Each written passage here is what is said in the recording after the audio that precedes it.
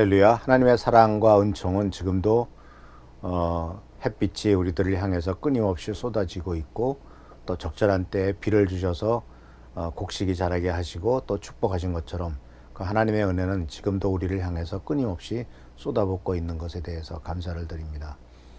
오늘 12월 22일 화요일 날 아침에 하나님의 축복과 은혜가 우리 사랑하는 성도님들에게 넘치시기를 축원합니다.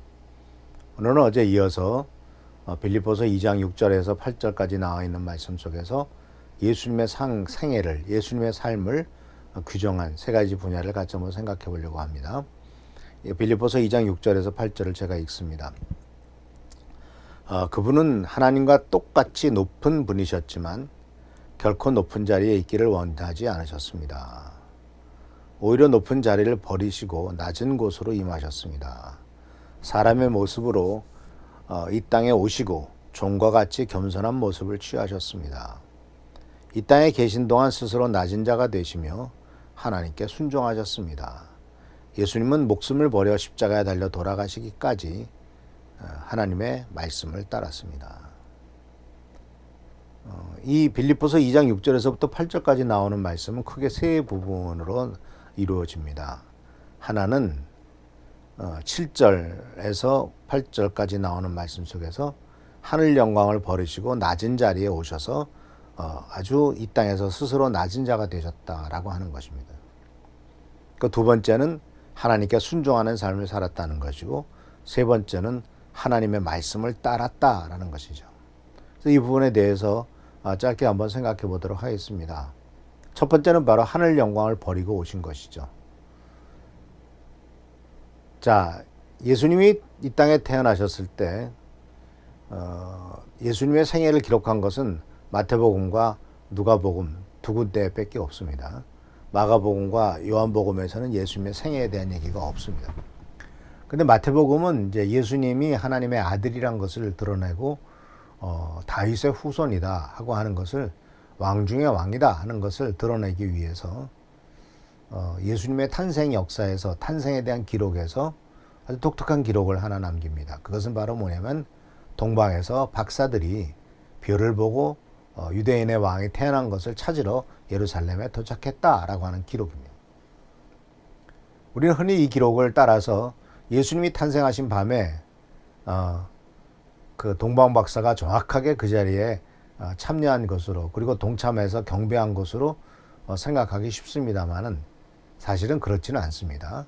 왜냐하면은 헤롯 왕이 이 사실을 알고 아이를 죽여라 하고 했을 때는 바로 2살 밑에 아이를 다 죽이라고 한 것을 볼 때, 예수님이 탄생하고 난 다음에도 베들레헴에 상당 기간 오랫동안 머물렀던 것 같고, 그 베들레헴에서 이제 누가복음에 나온 것처럼 예루살렘에 올라가서 할례도 받으시고 또 여러 가지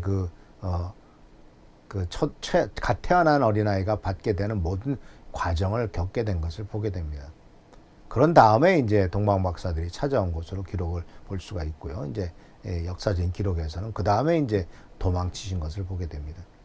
근데 어쨌든 첫 번째가 바로 예수님에 대한 그 모든 생애 속에서 첫 번째로 예수님의 생애를 어떻게 표현하고 있냐면은 하늘 영광을 버리시고 온 삶이다라고 말합니다.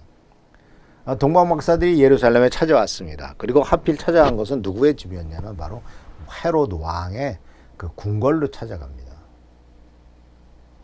왕이 탄생했으니 당연히 궁궐에서 탄생했을 것이라고 생각을 한 것이죠. 또는 왕이 탄생했으니 당연히 그 당시에 수도였던 바로 예루살렘에서 탄생한 것이라고 생각을 한 것이죠. 그래서 바로 마태복음 2장 1절에서부터 2절까지 나오는 말씀에 보면은 바로 동방에서 박사들이 예루살렘에 와서 말했다. 유대인의 왕으로 나시니가 어디 계십니까? 우리가 동방에서 그의 벌을 보고 그에게 경배하러 왔습니다. 라고 이렇게 당연히 높은 자리에 태어난 사람은 왕실에 태어났거나 아주 귀중한 그 존재로서 태어났을 것이다 라고 생각을 한 것이죠. 근데 우리가 알다시피 누가복음 2장 7절을 말씀에서는 이렇게 말합니다. 마리아는 마곡간에서 첫 아들을 낳아 포대기에 싸서 구유에 눕혀 두었습니다. 그것은 사관에 이들이 들어갈 만한 빈 방이 없었기 때문입니다. 자, 우리가 이 세상에 태어났습니다. 누구나 다 어머니의 배를 빌어서 태어났습니다. 그런데 이 세상에 태어난 어느 누구도 첫 번째 그 몸이 짐승들의 먹이가 있는 구유에다가 누인 경우는 없을 겁니다. 성경 말씀은 포대기에 싸서 구유에 눕혀두었다. 마국간에서 처자들을 낳았다. 아마 요새 이런 일이 생기면 아마 이것도 큰 뉴스거리가 될 겁니다.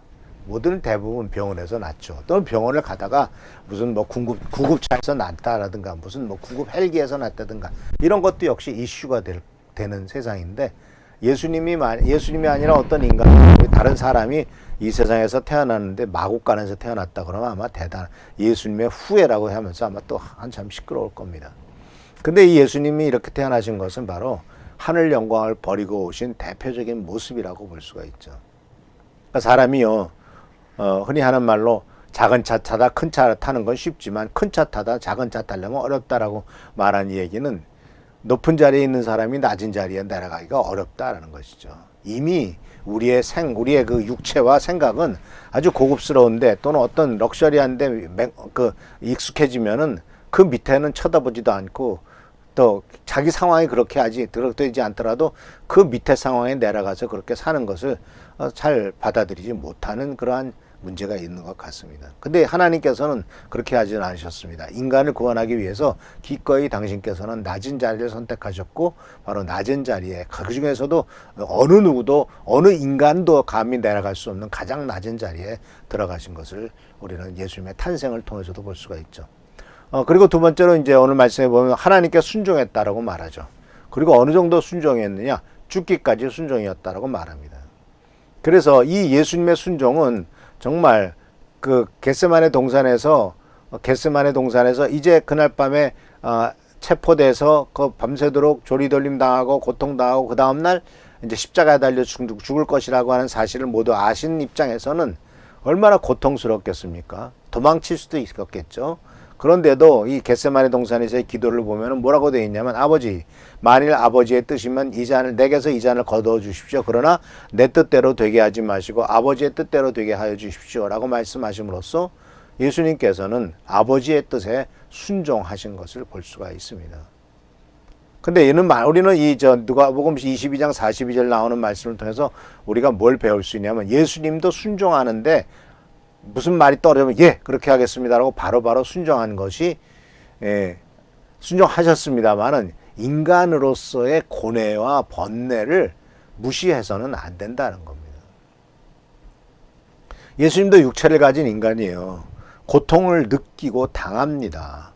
모욕을 느끼고 당합니다. 하나님의 아들이시기 때문에 아픔도 없고 고통도 없고 다른 사람들은 나중에 수많은 사람들은 아주 용감하게 기꺼이 사자밥이 되면서 또는 십자가에 불타 죽으면서 믿음을 지켰는데 왜 예수라고 하는 분은 그렇게 나약하게 아버지 뜻이면 이 잔을 옮겨달라고 그렇게 말했을까? 역시 예수도 인간이고 부족한 우리와 똑같은 존재였지만 그 하나님에 대한 믿음으로 이런 모든 고뇌와 아픔과 그러한 그 어려움을 극복해냈다라는 것을 우리들에게 보여주는 것 아니겠습니까? 영웅적인 모습보다는 똑같이 고통스럽고 힘든 과정을 겪어가면서 믿음으로 이기시는 모습, 그래서 죽기까지 순종하신 모습을 오늘 사도 바울은 빌립보서 2장 8절에 하나님께 죽기까지 순종하셨다라고 말씀하고 있는 것을 보게 됩니다. 그리고 이제 세 번째로서 주님께서 보여주신 모습은요, 예수의 삶은 첫 번째는 하늘 영광을 버리신 것이고 두 번째는 순종하신 삶이고 세 번째는 아버지의 목적과 뜻에 따랐다는 것이죠. 하나님 아버지의 말씀을 따랐다라고 하는 것은 예수님은 자기 자신을 위해서 살지 않았다는 겁니다. 그저께 주일날도 제가 말씀을 드렸죠. 예수님께서는 먼저 하나님께서 무슨 일을 행하신 것을 아시고 그 일에 따라서 행하셨다는 거예요. 인간을 구원하기 위한 계획을 세우신 것을 아시고 그 계획에 따라 움직였다며 하나님께서는 죽은 자를 살리시는 것을 보고 자기도 죽은 자를 살렸다. 예수님은 자기 자신을 위해서나 자기 자신의 어떤 목적과 자기 자신의 뜻을 위해서 산 것이 아니라 하나님께서 원하시는 그 뜻을 따라 살았다라는 것입니다. 그래서 이것이 바로 예수님께서 누가복음 4장 18절 19절에서도 예수님께서 이 땅에 오셨을 때 그 선언하시면서 하신 메시지와 같다라는 사실이죠. 예수님께서는 바로 내가 온 목적은 바로 가난한 자에게 복음을 전파하려 하는 것이다. 그리고 그 복음이 진정한 복음이 되기 위해서는 내 자신이 십자가에 달려 돌아가 죽는 것이 복음으로 되는 것이다 라는 것을 분명히 하셨고, 하나님의 목적과 뜻에 따라서 완전히 순종하신 삶을 살았다라는 것입니다. 근데 이것이 놀랍게도 빌립보서 2장에 나오는 것처럼 하나님께서 그를 지극히 높이시고 모든 이름 위에 뛰어난 이름을 주게 하셨던 근거가 되는 것입니다. 하늘 영광을 버리신 것, 순종하신 것, 하나님의 목적과 뜻에 따른 것이 바로 진정한 근거가 된다는 사실을 우리는 기억하시길 바랍니다. 그래서 사랑하는 성도 여러분, 바로 이것이 승리하는 삶이요, 이것이 하나님이 축복하시는 삶이요, 이것이 하나님께서 원하시는 삶이라는 사실을 기억하시면서 주님의 은총과 은혜 가운데서 승리하는 우리 귀한 성도들 되시기를 축원합니다. 기도하겠습니다. 좋으신 주님 은혜를 감사합니다. 예수께서 이 땅에 오셔서 참 어렵고 힘든 삶 속에서도 끝까지 순종하시고 주님을 따라가신 것을 말씀을 통해서 배웁니다. 우리들도 주님을 따라 순종하도록 하시고 하늘나라의 상급을 바라보며 끝까지 견뎌내는 삶이 되도록 축복과 능력을 더하여 주옵소서. 오늘도 우리들 가운데 함께 하시고 지키시고 보살펴 주시길 바랍니다.